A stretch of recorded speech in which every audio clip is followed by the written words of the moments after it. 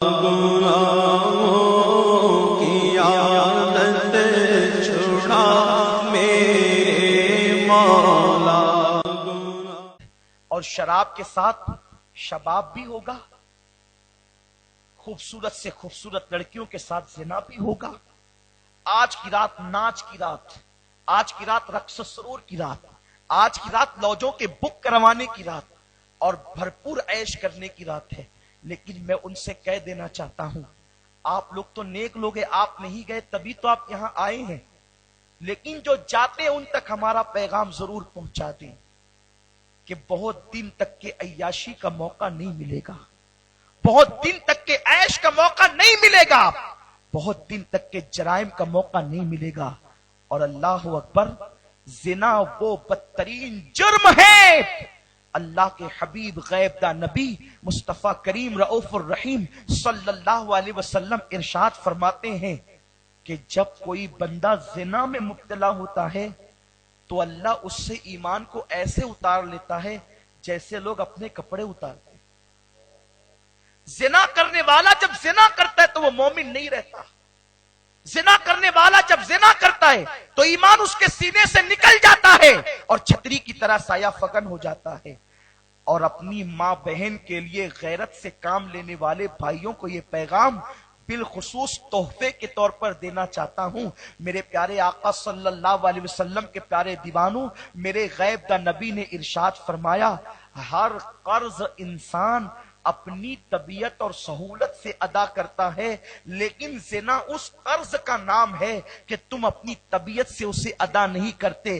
ادھر تم زنا کرتے ہو، زنا وہ قرض ہے، ادھر تم نے زنا کیا، ادھر فوراً وہ ادا ہو جاتا ہے۔ یعنی تو نے کسی کی بہن کے ساتھ زنا کیا تو تیری بہن کے ساتھ بھی زنا کیا جائے گا، تو نے کسی کی بیٹی کے ساتھ زنا کیا تو تیری بیٹی کے ساتھ بھی زنا کیا جائے گا، تو نے کسی کی ماں کے ساتھ زنا کیا تو تیری ماں کے ساتھ بھی زنا کیا جائے گا۔ اس کو میں دو حدیثوں سے مزین کرنا چاہتا ہوں۔ میرے آقا علیہ السلام کی بارگاہ میں ایک نوجوان آیا اور آنے کے بعد عرض کرنے لگا، یا رسول اللہ صلی اللہ علیہ وسلم، آپ مجھے زنا کرنے کی اجازت دیں۔ آخر کس قدر بے باک بھی لوگ تھے یا کس قدر نادان بھی لوگ تھے کہ لوگ آ کر حضور سے زنا کی اجازت بھی مانگ لیتے تھے۔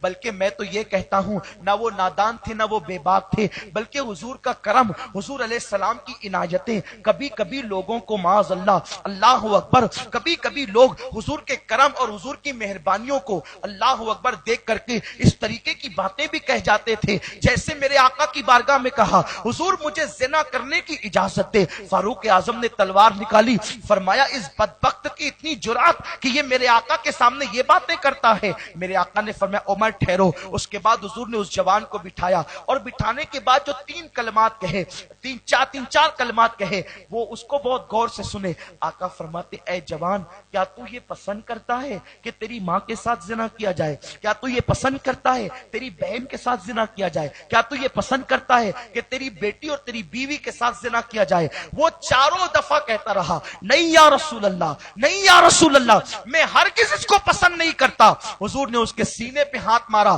اور عرض کی، اللہ اس کے دل میں گناہ سے نفرت پیدا کر دے۔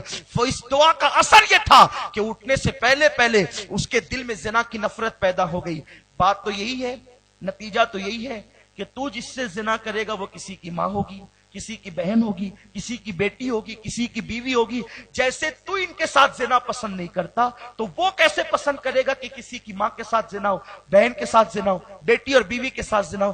حدیث سے اشارۃ النص یہ نکلتا ہے، حدیث سے اشارہ یہ ملتا ہے کہ کیا تو یہ پسند کرتا ہے کہ تیری ماں کے ساتھ کوئی زنا کرے؟ مطلب یہ کہ تو کسی کی ماں کے ساتھ کرے گا تو تیری ماں کے ساتھ بھی زنا ہوگا، تو کسی کی بہن بیٹی بیوی کے ساتھ زنا کرے گا تو تیری بہن بیٹی بیوی کے ساتھ زنا ہوگا۔ آقا کریم فرماتے ہیں، البر لا یبلا والذنب لا ینسا والدیان لا یموت اعمل ما شئت کما تدین تدان۔ نیکی کبھی بھلائی نہیں جا سکتی، گناہ کبھی پرانا نہیں ہو، گناہ نیکی کبھی پرانی نہیں ہو سکتی، گناہ کبھی بلایا نہیں جا سکتا۔ ہر ایک کے لیے وہی ہے جو وہ کرے جیسا کرو گے تمہارے ساتھ ویسے ہی کیا جائے گا. زنا وہ قرض ہے، تم چاہو نہ چاہو وہ ادا ہوگا. اپنی بہن کے لیے اگر دل میں غیرت ہے تو کسی کی بہن پہ نظر نہ اٹھانا. اپنی بیوی کے لیے اگر غیرت ہے کسی کی بیوی پہ نظر نہ اٹھانا. تم دوسروں کو تحفظ دو گے، اللہ تمہارے گھر کی عورت کو تحفظ دے گا. تم کسی کی آبرو کی حفاظت کرو گے، اللہ تمہارے گھر کی بیٹیوں کی آبرو کی حفاظت کرے گا. اور اگر تم نے کسی کو پارک میں لے گئے تو چاہے جتنے ہی پیرے بٹھا دو یہ قرضہ ادا ہو کر کے رہے گا. جب یہ حدیث کما تدین و تدان ایک عالم نے ایک بادشاہ کے سامنے پڑھی تو بادشاہ کہنے لگا حضرت آپ اس کی تحقیق کر لیجئے، یہ حدیث نہیں ہو سکتی، کہیں اس میں آپ غلطی تو نہیں کر رہے ہیں، کیونکہ جو حدیث ہے وہ سچ ہے اور حق ہو کر رہے گی. ہم تو بادشاہ لوگ ہیں، بادشاہ.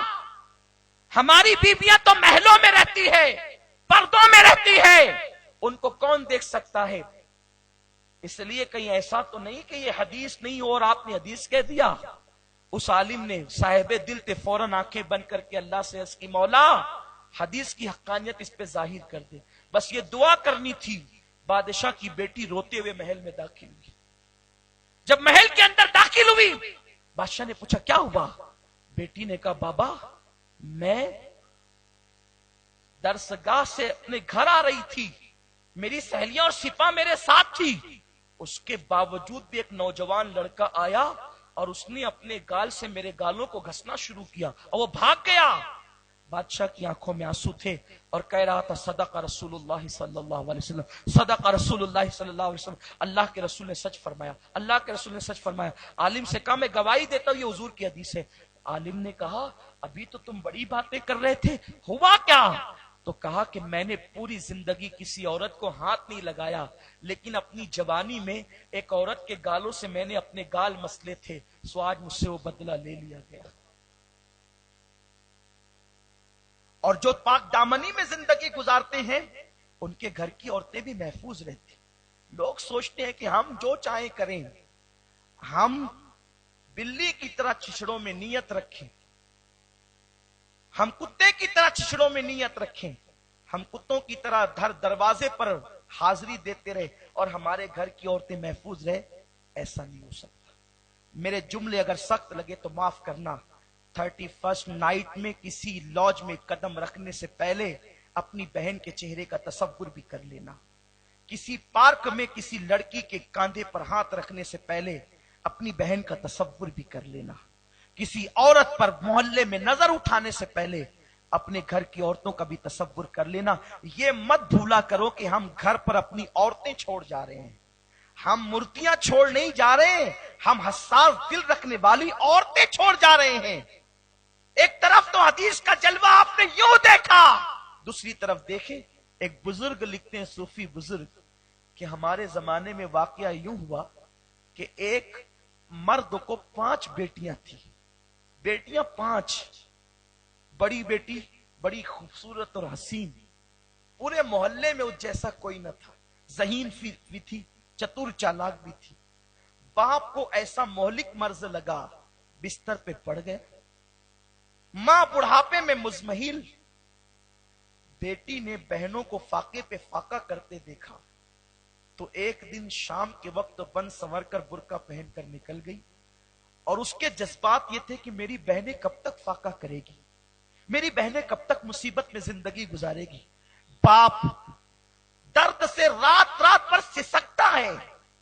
لوگوں سے بھیک مانگ مانگ کے تھک گئے ہیں، لیکن کوئی مسلمان ہماری مدد کے لیے تیار نہیں. آخرکار بوڑھے باپ کا علاج، بہنوں کے لیے پیٹ کی آگ بجھانے کا سامان اب کس طرح ہوگا؟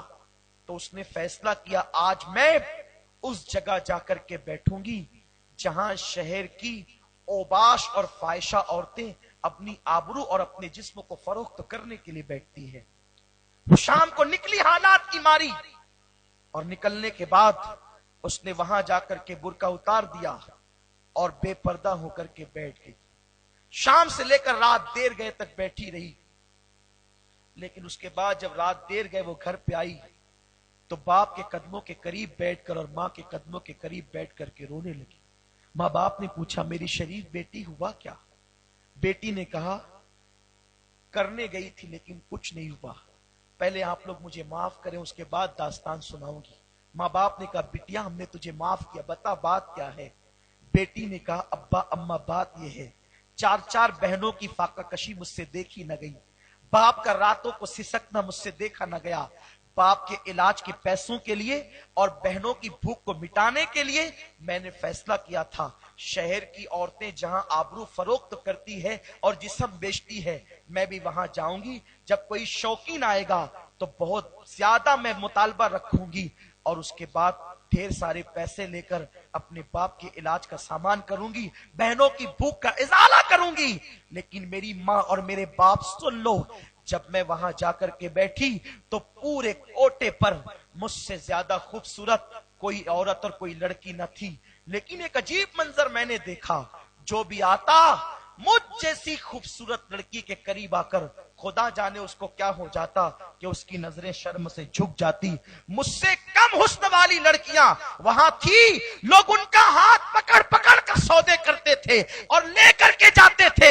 میرے حسن کے قریب آنے والا اپنی پلکیں جھکا دیتا اور ادب کے ساتھ گزر جاتا. خدا جانے وہ کیا تھا میں سمجھ نہ سکی. آدھی رات تک کے بیٹھی رہی، آنے والے آتے رہے، بازار کی رونقیں ختم ہو گئی. مجھ سے کم حسن والیوں کو لوگ لے کر کے گئے، مجھے لے کر نہ گئے بلکہ میری طرف کسی نے دیکھا بھی نہیں. باپ نے پوری طاقت سمیٹی اور اٹھ کر کے رونے لگا، سسکیاں بھرنے لگا اور بیٹی کے سر پہ ہاتھ رکھ کے کہتا ہے بیٹی ایک رات نہیں اگر 1000 رات تک بھی تو وہاں بیٹھی رہتی تو کوئی تیرے حسن کی طرف نظر کبھی نہ اٹھاتا. ارے کیسے اٹھاتا؟ کیونکہ میرے رسول نے کہا کما تدین تدان، تم جیسا کرو گے تمہارے ساتھ ویسے ہی ہوگا. بیٹی تیرے باپ نے غربت میں زندگی گزاری ہے لیکن آج تک نظر بھر کر کسی عورت کو نہیں دیکھا. جب میں نے کسی عورت کو نہیں دیکھا تو میری بیٹی کو کیسے دیکھا جائے گا؟ میری بیٹی پر کیسے نظریں اٹھے گی؟ میرے پیارے آقا علیہ السلام کے پیارے دیوانوں احتساب کرو، اللہ اکبر. اگر تم کسی بہن کے بھائی ہو، اگر تم کسی بیوی کے شوہر ہو، اگر تم کسی ماں کے بیٹے ہو، اگر تم کسی بیٹی کے باپ ہو تو ذرا احساس کر لو خدا کے لیے یہ جو نحوست چل پڑی ہے ناجائز تعلقات کی، اسلام میں اس کی کوئی گنجائش نہیں ہے. نہ بوائے فرینڈ کی گنجائش ہے، نہ گرل فرینڈ کی گنجائش ہے. رات کسی کے بستر پر زنا، نرم گدوں پر زنا کرنے سے پہلے لوگوں کو قبر کی پہلی رات بھی تو سوچنا چاہیے. لوج کی راتیں گزارنے والے لوگ قبر کی پہلی رات بھی تو سوچیں. قبر کی پہلی رات کیا ہے؟ وہاں کا دن بھی رات ہے، وہاں کی رات کا حال کیا ہوگا؟ وہاں کی رات کی کیفیت کیا ہوگی؟ میرے پیارے آقا صلی اللہ علیہ وسلم کے پیارے دیوان، نرم گدے نہیں ہوں گے، بستر نہیں ہوں گے، نیچے مٹی، اوپر مٹی، دائیں مٹی، بائیں مٹی، آگے مٹی، پیچھے مٹی. میری دولت، میری دکان، میرا مکان، میرے بچے، میرا کاروبار. میرا اللہ فرماتا ہے لا تنس نصیبک من الدنیا، دنیا سے اپنے نصیب کا مت بھولو. کیا لے جاؤ گے دنیا سے؟ جو بدن کے کپڑے ہوگے وہ بھی نہیں لے جا سکتے. لوگ ایک غمگین کی قسم کا کپڑا جسے کفن کہتے ہیں وہ تم پر لپیٹ دیں گے اور وہ اتنا معمولی ہوگا کہ جس کی قیمت بہت کم ہوگی. اور اعمال اچھے ہیں تو ٹھیک ہے، اگر اعمال اچھے نہیں تو وہ بھی ختم ہو جائے گا. مولا کائنات کہتے ہیں مرنے والے کا سب سے پہلے کفن میلا ہوتا ہے، اس کا کفن پھٹ جاتا ہے، اس کے جسم کے اندر. اس کے بعد یہ تغیر آتا ہے کہ اس کی آنکھیں پانی بن کر کے بہتی ہے، اس کے گالوں کو قبر کے کیڑے کھاتے ہیں اور اس کا پیٹ پھڑ کر اس میں کیڑے پڑتے ہیں. اتنی بدبو ہوتی ہے کہ اللہ اگر کوئی عذاب اور نہ بھی دے، صرف اس کے پیٹ کی بدبو اس پہ مسلط کر دے تو وہ کافی ہوگا. کہاں ہے رات کے 3 بجے تک زنا کے مناظر ہاتھ میں موبائل لے کر کے دیکھنے والے؟ کہاں ہے شراب و شباب میں ڈوبنے والے؟ کیا وہ یہ تصور کرتے ہیں کہ ان پر موت نہیں آئے گی؟